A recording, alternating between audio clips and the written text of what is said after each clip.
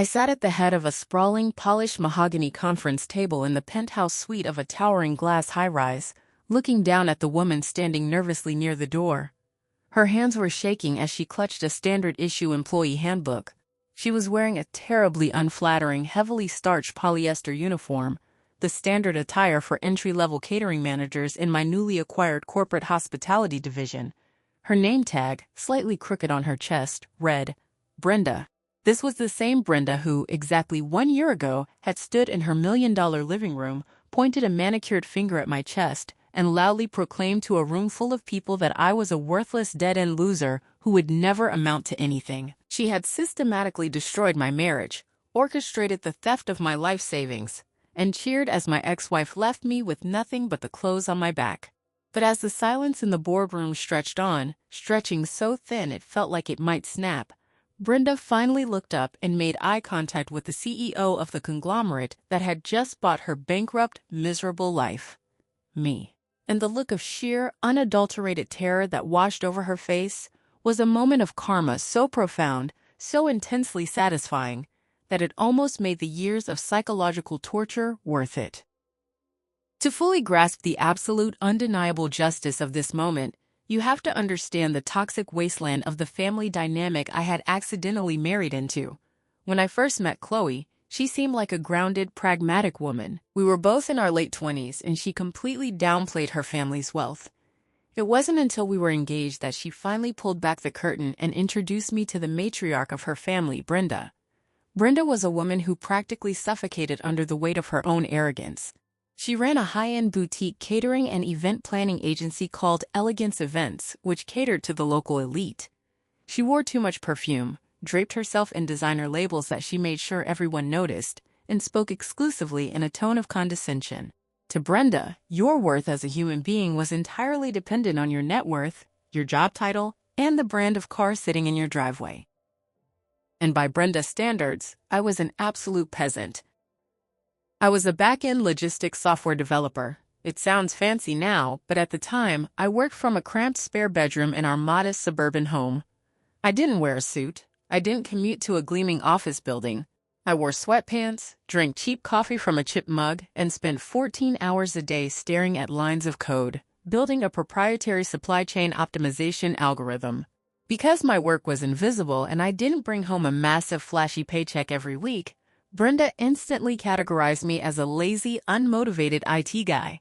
Whenever we attended her lavish family dinners, she would introduce me to her wealthy friends by saying, "This is Chloe's husband, Alex. He fixes computers in his pajamas." She would laugh, a sharp grating sound, and Chloe would just stand there, offering a tight, embarrassed smile instead of defending me. But the real core of the family's toxicity wasn't just Brenda's elitism, it was the existence of Derek. Derek was Chloe's younger brother, the undisputed golden child of the family. If I was the peasant, Derek was the crown prince. Derek was 29 years old and had never held a job for more than 6 months. He was handsome, incredibly charismatic, and utterly useless. He drove a brand new Mercedes that Brenda leased for him through her business, lived in a luxury downtown loft that Brenda co-signed, and spent his days playing golf and networking for various imaginary startups that never materialized. In Brenda's eyes, Derek was a misunderstood genius, an entrepreneur just waiting for his big break. If Derek failed, it was the economy's fault. If Derek maxed out a credit card, it was because the credit limit was too low for a man of his vision. The disparity in how we were treated was suffocating. When my car broke down and needed a $2,000 transmission repair, Brenda gave me a lecture on financial responsibility and told me I needed to get a real job instead of playing on my computer all day. A week later, Derek casually mentioned he wanted to go on a spiritual retreat to Bali to find his corporate center, and Brenda instantly wired him $10,000. I swallowed my pride, kept my head down, and poured all my frustration into my software. I knew what I was building. I knew that the algorithm I was refining had the potential to revolutionize how warehouses tracked inventory on a global scale. I was in the final stages of beta testing with a massive overseas shipping conglomerate. I just needed time. But time ran out, violently and unexpectedly, at Brenda's annual Thanksgiving dinner. The house was packed with extended family, wealthy clients, and business associates. The dining room table was practically groaning under the weight of silver platters and crystal decanters. I was sitting at the far end of the table, nursing a glass of cheap wine, trying to remain invisible. Brenda was holding court at the head of the table, wearing a silk dress that probably cost more than my first car. Derek was sitting to her right, loudly bragging about his latest venture, a premium, high-end dog food delivery service. He had no business plan, no suppliers, and no product, but he was talking about it as if he were already taking the company public. Halfway through the main course, Brenda tapped her crystal glass with a silver spoon. The room fell silent. She smiled warmly at the crowd, then turned her piercing gaze toward me. "Family is the most important thing in the world," Brenda announced, her voice echoing off the vaulted ceilings. "And in this family, we support each other's dreams. As you all know, Derek is on the verge of launching a massive, disruptive company. But as with all great empires, it requires capital." I felt a cold knot form in my stomach. I looked at Chloe, who suddenly seemed incredibly interested in her mashed potatoes. "I have leveraged a significant amount of Elegance Events assets to help Derek secure a commercial loan," Brenda continued, a sickly sweet smile plastered on her face as she looked directly at me. "But the bank is requiring a bit more collateral. And since Alex and Chloe have been living so modestly, so quietly, we thought it was time they finally contributed to the family legacy." The entire room turned to look at me. I carefully set my wineglass down. "What exactly are you saying, Brenda?" "I'm saying, Alex, that it's time you stop being a dead weight," she said, dropping the sweet facade entirely. Her voice turned sharp and authoritative. "Your grandfather left you that 50-acre plot of land upstate when he passed. It's just sitting there, gathering dust. I have already had my lawyers draft the paperwork. You are going to sign the deed over to Derek's LLC so we can use it as collateral for his business loan. It's the least you can do, considering my daughter has lowered her standards to support your little computer hobby all these years." The audacity of the demand hit me like a physical blow. The room was dead silent. Dozens of eyes were boring into me, waiting for me to capitulate, waiting for me to roll over and submit, just like everyone else in Brenda's orbit always did. I looked at Derek, who was grinning smugly, swirling a glass of scotch. Then I looked at my wife, the woman I had vowed to spend my life with. "Chloe," I said, my voice dangerously low, "did you know about this?" Chloe finally looked up, her expression a mix of guilt and defensive anger. "Alex, just listen to her. The land isn't doing anything. Derek really needs this. It's just collateral. We'll get it back once the company takes off. You're being selfish. You sit at home all day while I work. It's time you actually contributed to my family." The betrayal was a knife to the chest, twisted slowly. My wife, my partner, was demanding I hand over my family's ancestral property to fund her lazy brother's delusions, just to appease her narcissistic mother. I stood up. My chair scraped loudly against the hardwood floor. "I am not signing over my grandfather's land," I said, my voice echoing in the silent room. "Not to Derek, not to you, Brenda, and not to anyone. If Derek wants a business loan, he can go work at a grocery store and build some credit." Brenda's face flushed a deep, violent shade of crimson. She slammed her hand down on the table, making the silverware rattle. "How dare you!" she shrieked, all pretense of high society manners vanishing in an instant. "You arrogant, worthless little loser! You bring absolutely nothing to this family. You are a drain on my daughter. You have no ambition, no money, and no future. If you walk out that door and refuse to help this family, you are completely dead to us. Chloe will leave you, and you will rot in that cheap little house with your pathetic computer games." "Mom, stop!" Chloe weakly interjected, but she didn't stand up. She didn't move toward me. She stayed firmly rooted in her mother's domain. I looked at Brenda, feeling a strange, icy calm wash over me. "Keep your money, keep your fake lifestyle, and keep your delusions." I turned on my heel and walked out of the mansion. I drove home in absolute silence, my hands gripping the steering wheel so tightly my knuckles were entirely white. I thought Chloe would follow me. I thought she would come home, apologize, and realize how insane her family was acting. But the night ticked by. Midnight came and went. She never came home. The escalating conflict over the next few weeks was a living nightmare. Chloe moved back in with Brenda. The house felt cavernous and empty. We communicated only through cold, hostile text messages. She demanded I apologize to her mother. She demanded I sign the land over to save our marriage. She gaslit me incessantly, telling me that normal husbands sacrifice for their in-laws, that my refusal was proof I didn't truly love her. The emotional manipulation was relentless. Brenda would leave me voicemails calling me a failure, threatening to hire ruthless divorce attorneys who would take me for everything I had if I didn't cooperate. I felt completely isolated. My self-esteem was battered. But instead of breaking, I poured every ounce of my agonizing heartbreak, every drop of my boiling rage into my work. I slept 3 hours a night.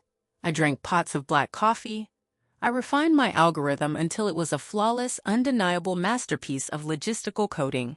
The overseas shipping conglomerate I was testing with was blown away by the results. The software was increasing their routing efficiency by 20%, saving them millions in fuel and time. But as I was finalizing the terms of what was shaping up to be a massive licensing deal, the ultimate, unforgivable betrayal occurred. It was a Tuesday morning. The sky outside was gray and pouring rain.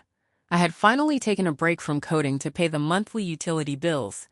I opened my banking app, typed in my password, and waited for the screen to load. I was expecting to see our joint savings account, a fund I had meticulously built over 7 years, scrimping and saving every penny from my freelance coding jobs, totaling just over $160,000.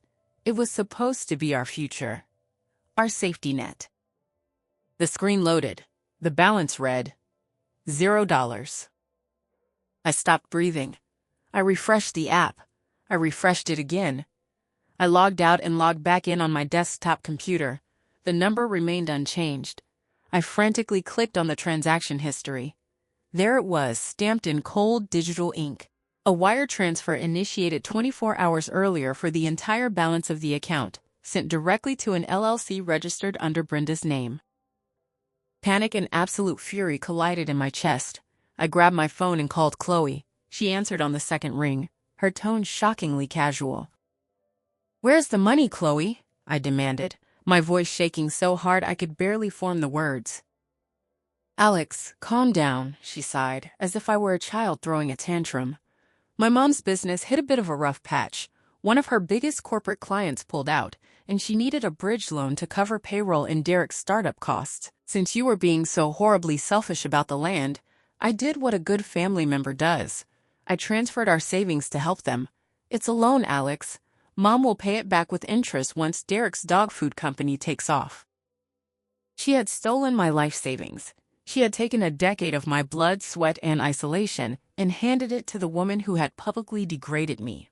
Because the account was joint, the bank told me later that afternoon there was absolutely nothing they could do. It was a perfectly legal transfer.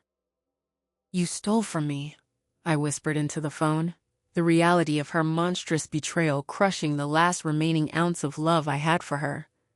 "You actually stole my life." "Stop being so dramatic," Chloe snapped. "Honestly, Alex, this is why I can't be with you anymore. You care more about numbers on a screen than you do about family. My mother was right. You're small-minded. I've already spoken to a lawyer. I'm filing for divorce. I suggest you find a way to pay for your own attorney because you don't have a dime left." She hung up. I sat in the dark for hours, staring at the blank wall of my office. I had nothing. I was 30 years old, completely broke, entirely alone, and facing a divorce that would undoubtedly drag me through the mud. Brenda had won. Derek had won. Chloe had thrown me away the moment I refused to be a compliant ATM. But they made one fatal miscalculation. They thought the money they stole was my ceiling. They didn't realize it was barely the floor. 2 days later, my phone rang. It was the CEO of the overseas shipping conglomerate. They didn't want to license my software anymore. They had run the final beta tests and realized that if a competitor got their hands on my algorithm, it would destroy their market dominance. They didn't want a license. They wanted to buy the intellectual property outright. The number they offered was so large I had to ask the CEO to repeat it 3 times just to make sure I wasn't hallucinating. $45 million. I hired the most ruthless, expensive corporate lawyers in the city. Because Chloe had already filed for divorce, abandoned the marital home, and officially drained our joint accounts prior to the software sale, my lawyers masterfully legally insulated the impending windfall. I signed the divorce papers with a cheap pen, letting Chloe keep the meager equity in the house, letting her keep the car, letting her believe she had left me completely destitute. She gloated during the final mediation.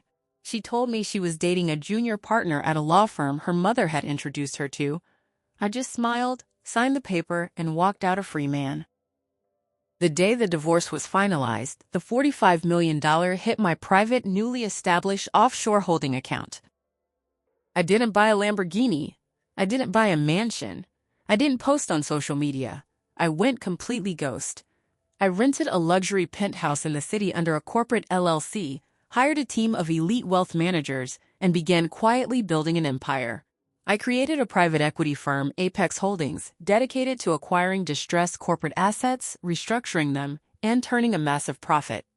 I was exceptionally good at it. The analytical, cold, calculating part of my brain that built the logistics software was perfectly suited for the ruthless world of corporate acquisitions. I worked relentlessly, completely insulated by wealth and power, invisible to the world that had cast me out. Meanwhile, Brenda's world was rapidly crumbling. I kept tabs on them through a private investigator. I kept on a generous retainer. Without my savings to prop them up, and with Derek's dog food company predictably imploding within 3 months, Brenda's financial situation became catastrophic. Elegance Events had always been a house of cards built on high-interest debt, and Brenda's desperate need to project immense wealth. She had alienated her best staff, overcharged her corporate clients, and spent the company's operating budget on Derek's lifestyle. Within 8 months of my divorce, Elegance Events was drowning in debt, facing multiple lawsuits from unpaid vendors and bleeding clients. To avoid complete personal bankruptcy and losing her mansion, Brenda was forced to sell Elegance Events at a massive loss. The company was absorbed by a massive, aggressive corporate hospitality conglomerate called the Vanguard Group. Vanguard bought the dying brand for pennies, liquidated its assets, and demoted all remaining upper management to entry-level supervisory roles.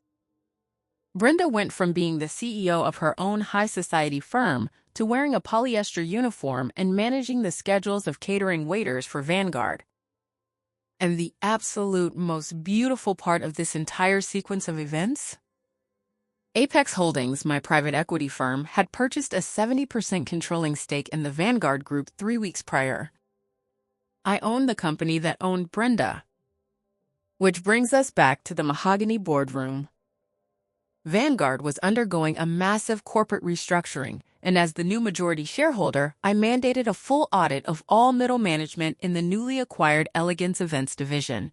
I specifically requested that Brenda be summoned to the corporate headquarters for a performance and compliance review. She had no idea who the new owner was. The holding company was a labyrinth of LLCs designed to keep my name entirely off the public radar. When she walked through the heavy glass doors of the boardroom, clutching her employee handbook, she was expecting to face some faceless corporate drone. She was pale. She looked 10 years older. The arrogant, diamond-draped matriarch was gone, replaced by a terrified, financially ruined woman desperately clinging to a meager salary to keep her house out of foreclosure. When I finally spun my leather chair around to face her, the silence in the room became heavy enough to crush bone. Brenda stopped dead in her tracks. Her eyes widened to the size of saucers. Her mouth opened, but no sound came out. She dropped the employee handbook. It hit the carpet with a dull thud. "Hello, Brenda," I said, my voice completely steady, entirely devoid of the intimidation she used to make me feel. I leaned back in my chair and steepled my fingers. "Please take a seat. We have a lot of corporate synergy to discuss." "Alex?" she choked out, her voice a fragile, trembling whisper. She looked wildly around the massive, luxurious boardroom, as if expecting Ashton Kutcher to pop out and tell her she was being pranked. What are you doing here? How did you get in here? This is the executive floor." "I know what floor it is, Brenda," I smiled, gesturing to the massive panoramic window overlooking the city skyline. "I own the building. More importantly, through Apex Holdings, I own a 70% controlling stake in the Vanguard Group, which means as of 3 weeks ago, I own the liquidated remains of Elegance Events. I am your boss. Actually, I'm your boss's boss. Brenda staggered backward, grabbing the back of a leather chair just to keep herself upright. All the color completely drained from her face. It was as if her brain was entirely short-circuiting, utterly unable to process the reality in front of her. That's impossible, she stammered, shaking her head aggressively. You fix computers. You're broke. Chloe took everything. You're a loser. I built proprietary logistics software that I sold for $45 million the day your daughter finalized our divorce, I corrected her gently, savoring the absolute devastation blooming in her eyes. You see, Brenda, while Derek was playing entrepreneur with my stolen life savings, I was quietly changing the global supply chain. You judged a book by a cover you didn't even have the intelligence to read. Brenda's knees buckled. She collapsed into the chair, burying her face in her hands. A pathetic, ragged sob tore from her throat. The reality of her situation was finally crashing down on her. The man she had publicly humiliated, the man she had robbed, held her entire financial survival in the palm of his hand. Please, Brenda wept, looking up at me, mascara running down her cheeks, ruining her carefully constructed facade. Alex, please, you don't understand. The bank is foreclosing on the house. Derek is drowning in debt. We have nothing. I need this job at Vanguard. It's the only thing keeping us off the streets. You have to let the past go. We're family. We are absolutely not family, I said, my tone turning instantly to ice. I leaned forward, resting my elbows on the table, locking eyes with the woman who had made my life a living hell. You made sure of that at Thanksgiving, remember? You called me a dead weight. You said I had no future. I was wrong, she wailed, literally begging, her hands clasped together in front of her. I was so wrong, Alex. You are brilliant. I always knew you had potential. I was pushing you to succeed. The desperation, the sheer pathetic nature of her backpedaling was nauseating. It was exactly the kind of emotional manipulation she had used for years, only this time she had absolutely zero leverage. Save the performance, Brenda, I said coldly. I opened a sleek leather folder on my desk and pulled out a stack of documents. I reviewed your department's financials this morning. Your performance as a regional catering manager is abysmal. You treat your subordinates terribly, you're constantly late, and your administrative reports are riddled with errors. Brenda's eyes darted frantically to the papers. I can do better. I promise, Alex. Just give me a chance. I am going to give you exactly what you deserve, I stated clearly. I am not going to fire you, Brenda. Firing you would be a mercy. Firing you would allow you to file for unemployment and play the victim. No, you are going to keep your job, but you are going to be transferred to the night shift warehouse logistics division. You will be managing the loading docks for our bulk catering supplies. It is a grueling, exhausting physical job. You will clock in at 10 p.m. You will clock out at 6 a.m. And you will report directly to a supervisor who is 23 years old and does not care about your designer shoes. Brenda gasped, clutching her chest as if she were having a heart attack. The loading docks? I can't do that. I have a bad back. I'm a high society event planner. You are a high society event planner, I corrected her. Now you are a Vanguard employee. If you refuse the reassignment, consider this your formal resignation. You will walk out of this building with absolutely nothing, and I will personally ensure the bank forecloses on your mansion by the end of the month. She stared at me, her chest heaving, tears streaming down her face. She looked for a trace of sympathy, a glimmer of the weak, compliant son-in-law she used to abuse. She found absolutely nothing but a cold, impenetrable wall of corporate authority. I accept the transfer, she whispered, her voice completely broken. She lowered her head, utterly defeated. Excellent, I said briskly, closing the folder. Oh, and one more thing. I noticed Derek is listed on the payroll as an external consultant for the catering division, pulling a $4,000 monthly retainer. Brenda practically jumped out of her chair. Alex, no, please, that's his only income. The dog food company failed. He owes horrible people money. If you cut his retainer, he's ruined. Derek's contract is terminated effective immediately, I said, hitting a button on my desk phone to summon security. He provided zero tangible value to this company, much like he provides zero tangible value to society. He can go work at a grocery store and build some credit. The sheer horror on Brenda's face as I threw her exact words back at her was a masterpiece of karmic retribution. 2 security guards entered the boardroom. "Miss Brenda is finished here," I told the guards without breaking eye contact with my former mother-in-law. "Please escort her to the basement loading dock and introduce her to her new supervisor. Make sure she understands the protocol for night shift clock-ins." Brenda didn't fight. She didn't scream. The fight had been completely drained out of her. She stood up, her shoulders slumped, her polyester uniform wrinkling around her waist, and walked out of the boardroom, flanked by security. The aftermath was exactly as chaotic and satisfying as I had anticipated. When Chloe found out what had happened, she lost her mind. The junior partner she had left me for dumped her the moment he realized her family was completely broke and drowning in scandal. Chloe tried to call me. She left dozens of voicemails, crying satirically, begging for forgiveness, claiming she had been brainwashed by her mother, promising that we could start over, that she loved me, that she always knew I was destined for greatness. I listened to exactly one voicemail, laughed out loud, and changed my phone number. I heard through the corporate grapevine that Derek was forced to sell his leased Mercedes and move into a tiny, dilapidated apartment. He currently works the drive-thru at a fast food restaurant. Brenda is still working the night shift on the loading docks. She complains constantly, but she can't afford to quit. The bank eventually foreclosed on her mansion anyway, and she now lives in a modest rented duplex on the bad side of town. Every night, she puts on a neon reflective vest and a hard hat, and she watches pallets of cheap catering food being loaded onto trucks, a constant, physical reminder of the empire she lost because she couldn't treat people with basic human decency. As for me, I sold Apex Holdings a year later for a staggering profit. I bought a sprawling private estate overlooking the ocean. I spend my days investing in small tech startups founded by brilliant, underestimated developers working out of their bedrooms. I don't wear suits anymore. I wear sweatpants, I drink good coffee, and every evening as I sit on my balcony watching the sunset over the water, I feel an overwhelming, profound sense of peace. They thought they could break me by taking everything I had. They didn't realize that by stripping away my chains, they were just giving me the freedom to conquer their entire world. I walked away from the wreckage of their lives without a single regret, knowing with absolute certainty that karma doesn't just happen. Sometimes, if you're patient enough and work hard enough, you get to be the one who delivers it.